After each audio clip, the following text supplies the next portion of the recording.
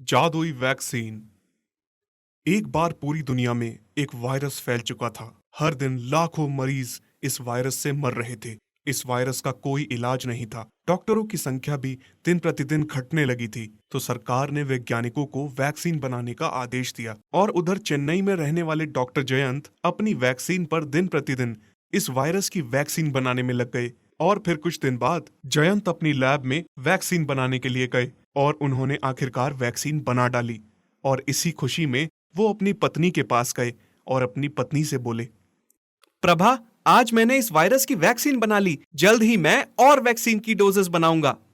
हाँ, कितना अच्छा होगा ना। जो लोग कोरोना से मर रहे हैं उनका कितना भला होगा। पर मुझे सरकार से एक वायरस से ग्रसित व्यक्ति को ये वैक्सीन लगानी होगी ताकि ट्रायल पूरा हो सके। जयंत फिर ये बात सरकार को बताता है कि उसने वैक्सीन बना ली है और उसे एक वायरस से ग्रसित व्यक्ति पर अपनी वैक्सीन ट्रायल पूरी करनी है। सरकार नमन नाम के व्यक्ति को जयंत के पास भेजती है, जो फिर ट्रायल रूम में। मैं आज अपनी पहली वैक्सीन तुम्हें लगाने जा रहा हूँ। तुम जल्द ही ठीक हो जाओगे। मुझे कुछ भी करके ठीक कर दीजिए डॉक्टर साहब, मैं आपका आभारी रहूंगा।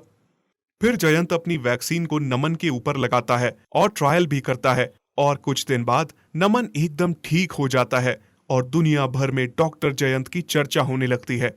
और फिर एक दिन पास में शहर में रहने वाले एक बहुत बड़े व्यापारी प्रकाश जयंत के पास आते हैं और कहते हैं, जयंत, सुना है तुमने इस जानलेवा वायरस की वैक्सीन बना डाली है।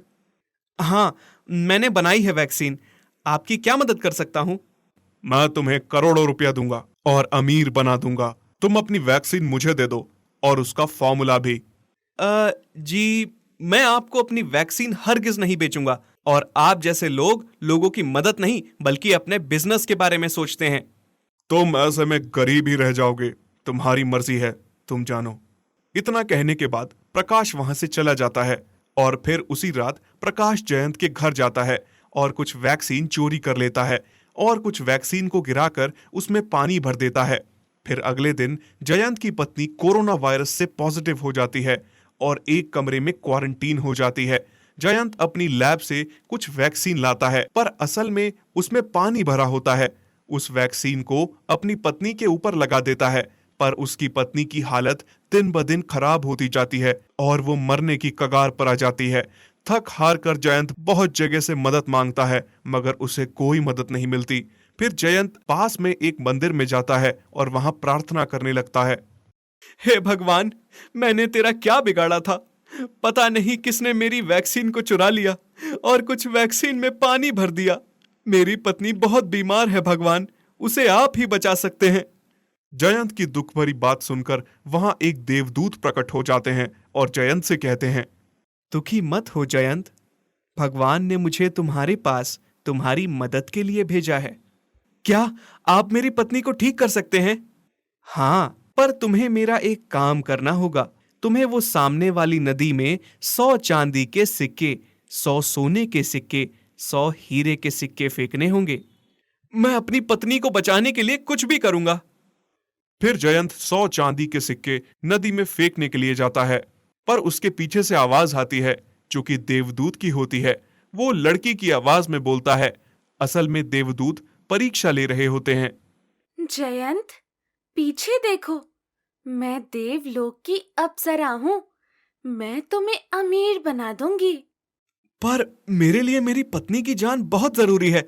फिर जयंत सोने के सिक्के फेंकने के लिए नदी की ओर बढ़ता है और फिर उसे पीछे से एक आवाज आती है।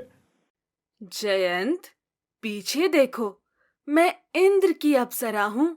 मैं तुम्हें अपना पति बना लूंगी। पर मेरे लिए मेरी पत्नी की प्राथमिकता सर्वप्रथम है। और जयंत पीछे नहीं देखता। फिर जब जयंत हीरे नदी में फेंकने के लिए बढ़ता है, उसे फिर से एक आवाज आती है। मैं स्वर्ग की रानी हूँ। जयंत, मेरे साथ चलो, मैं तुम्हें स्वर्ग का राजा बना दूंगी। मैं अपनी पत्नी को छोड़कर कहीं नहीं जाऊंगा। फिर जयंत हीरो को भी नदी में फेंक देता है और उसकी ईमानदारी से खुश होकर फिर से देवदूत वहां आ जाते हैं और जयंत से कहते हैं, ये लो, ये जादुई वैक्सीन। इस वैक्सीन को जिस पर भी लगाओगे वो किसी भी बीमारी से ग्रसित हो वो तुरंत ठीक हो जाएगा। आपका बहुत बहुत धन्यवाद देवदूत जी, मैं आपका आभारी रहूंगा। देवदूत फिर वहां से गायब हो जाते हैं और जयंत अपनी पत्नी के पास आ जाता है और उसे वैक्सीन लगा देता है और वैक्सीन तुरंत ही उस पर असर दिखा देती है।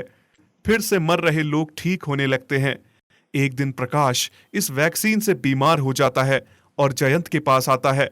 जयंत उसे वैक्सीन लगाता है और जादुई वैक्सीन के बारे में भी बताता है और प्रकाश अपने मन में ही सोचता है कि क्यों ना मैं भी उस मंदिर में जाऊं जहां जयंत गया था। अगर मुझे किसी तरीके से वो वैक्सीन मिल जाती है तो मैं बहुत अमीर बन जाऊंगा।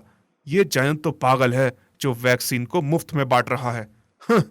फिर अगले दिन प्रकाश उस मंदिर में जाता है। उसे वहां वो देवदूत दिखाई देते हैं और प्रकाश उनसे कहता है, देवदूत जी, मुझे भी जादुई वैक्सीन दे दीजिए, मैं गरीबों की मदद करना चाहता हूं।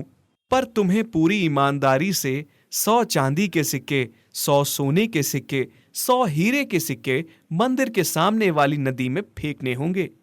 ठीक है।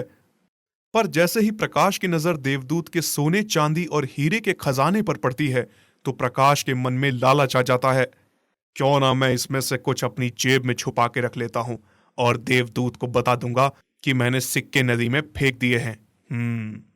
फिर देवदूत को झूठ दिखाने के लिए प्रकाश कुछ सिक्के अपने साथ नदी में फेंकने के लिए ले जाता है। तभी उसे पीछे से आवाज आती है, मैं इंद्र की अप्सरा हूँ, मेरे साथ स्वर्ग चलोगे? हाँ हाँ, मैं चलूंगा चलूंगा। और फिर मुड़ के देख लेता है पर पीछे कोई नहीं होता और जो उसके हाथ में जेबों में सोने चांदी के सिक्के होते हैं वो सांपों में बदल जाते हैं और प्रकाश को काट लेते हैं और प्रकाश वहीं पर गिरकर मर जाता है।